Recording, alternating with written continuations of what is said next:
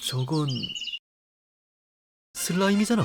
왜 슬라임이 나의 동료가 되어라. 좋아. 대신 담보로 네 녀석의 목숨을 내놓아라.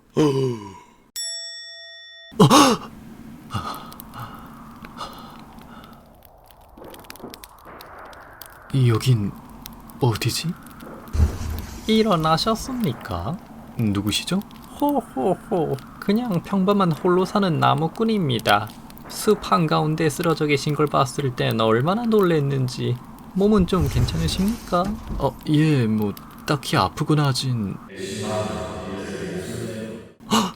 저 혹시 근처에 슬라임이 있진 않았나요? 슬라임? 그 찰흙처럼 생겼다고 해야 되나? 그 물렁물렁하면서 되게 동글동글한 눈방울한 녀석인데. 아니요. 그런 건 듣지도 보지도 못했습니다. 하지만 어쩌면 그건 슬라임이 아니라 오니였는지도 모르겠군요. 오니요?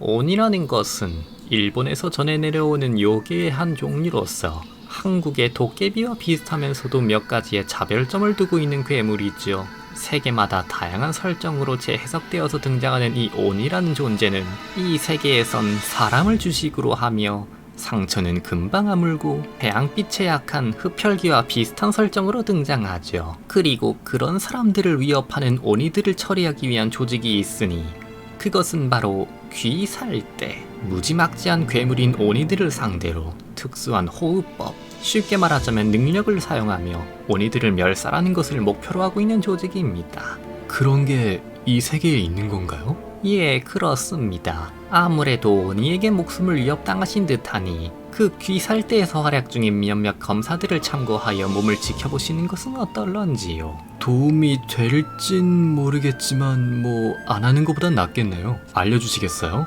그 귀살대 검사들에 대해서요. 호호, 좋습니다. 이야기하는 게 능숙한 편은 아닙니다만 귀살대엔 다양한 사연을 가진 다양한 개성의 사람들이 모이지만 그 중에서도 이 검사는 꽤나 특이한 케이스가 아닐까 합니다. 이 세계의 중심이 되고 있는 자이자 자신이 아닌 여동생을 위해서 오니와 싸우는 가족의 장남 카마도 단지로입니다. 산속에서 가족들과 함께 잔잔히 생활 중이던 마음씨 착한 장남이었으나 자신이 집을 비운 사이 가족들이 오니에게 몰살을 당해버리게 됩니다. 그중 유일한 생존자였지만 마치 좀비처럼 오니로 변해버린 여동생을 사람으로 되돌리기 위해 오니들을 상대하고 있는 귀살대에 들어가게 되죠. 자신을 위해서 행동하기보단 소중한 사람을 위해 행동한다는 소년 만화 주인공의 정석인 성격을 보이면서도 그 대상이 자신의 하나뿐인 가족이라는 점과 남매수가 많았던 가정의 장남이었기에 남을 잘 돌보고 이해하는 다정한 마음이 기본적으로 깔려 있어서 가끔씩 엄마 같은 부분이 나온다는 점이 참으로 매력적인 인물입니다. 사용하는 능력, 즉 호흡은 물의 호흡. 물과 같이 때론 잔잔하면서도 때론 거칠게 오니들을 휩쓰는 다재다용한 모습을 보여줍니다. 보통 주인공의 능력이라고 하면 불의 능력 같은 화려하고 화끈한 능력 같은 걸 쓰기 마련인데 물의 능력을 쓴다는 점이 신선하게 느껴진 사람은 아마 저뿐만이 아닐 것 같군요. 호호호. 사실 물의 능력만 쓸 줄 아는 건 아닌 것 같지만요. 이런 실례 아무것도 아닙니다. 호호호. 그 여동생이란 사람은 어떤 인물인가요?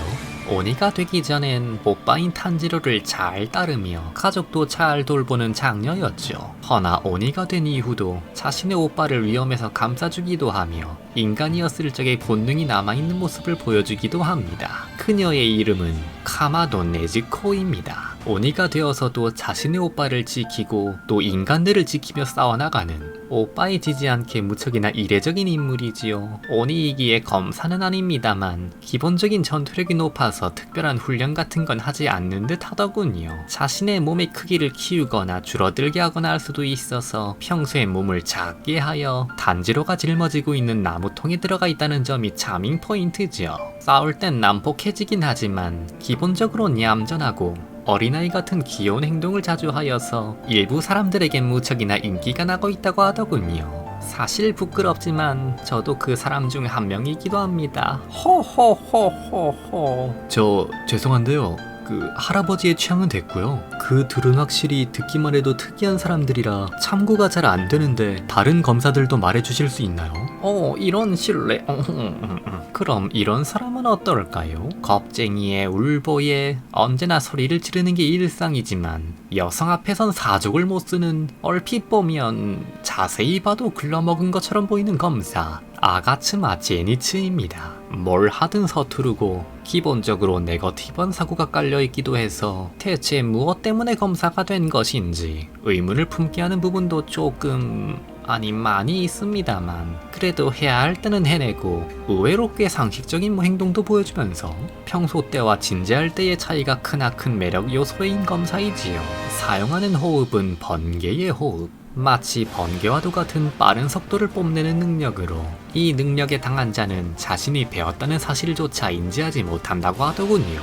보통 호흡들은 그 능력을 다양하게 소화하는 여러 기술들이 존재합니다만 제니츠의 경우는 기술을 배우는 것이 무척이나 서투르기에 한 기술만 연마했다는 특징이 있습니다. 하나의 우물만 파는 것이 정답이 될 수도 있다는 케이스이지 않을까 싶네요. 근데 전 연마할 만한 기술 자체가 없는데요. 그럼 이 사람은 참고가 되지 않을까요? 야생적인 면모로 언제나 힘 넘치는 기세로 돌진하는 생긴 것처럼 마치 멧돼지 같은 강렬한 검사 하시비라 이노스케입니다.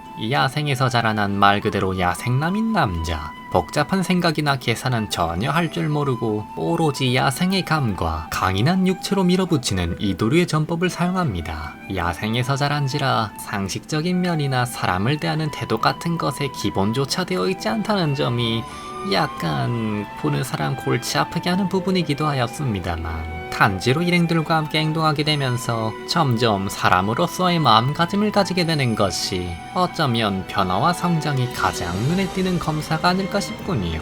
뭐 그것은 외견적으로도 그렇습니다만 사용하는 호흡은 짐승의 호흡.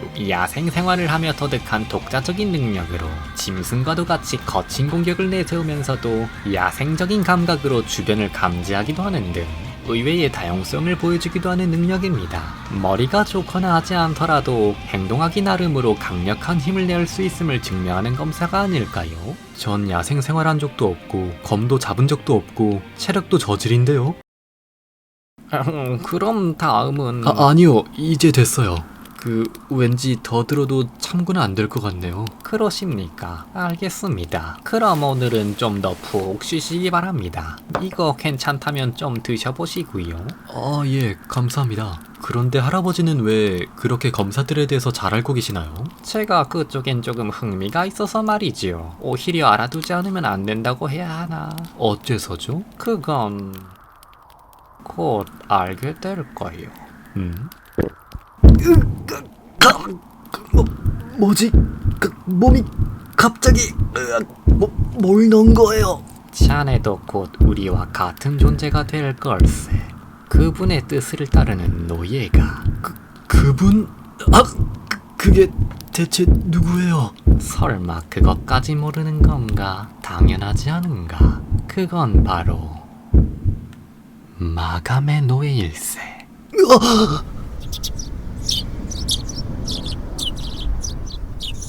왠지 이 느낌도 오랜만이네. 이놈의 꿈은 맨날 이상한 꿈만 꿔. 에휴, 마감이나 해야지. 호호호 호호호호호